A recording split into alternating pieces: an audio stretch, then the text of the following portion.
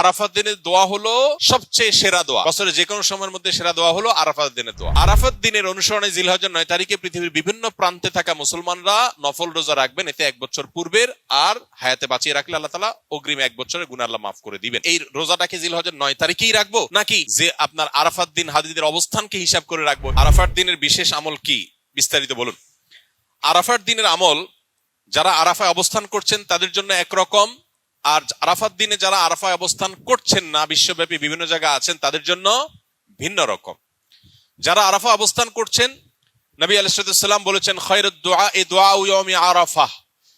এই হাদিসের এই অংশটা যদিও আম, এখান থেকে আরাফাত দিনের দোয়াকে নবীজি বলেছেন আরাফাত দিনের দোয়া হলো সবচেয়ে সেরা দোয়া। বছরে যে কোনো সময়ের মধ্যে সেরা দোয়া হলো আরাফাত দিনের দোয়া।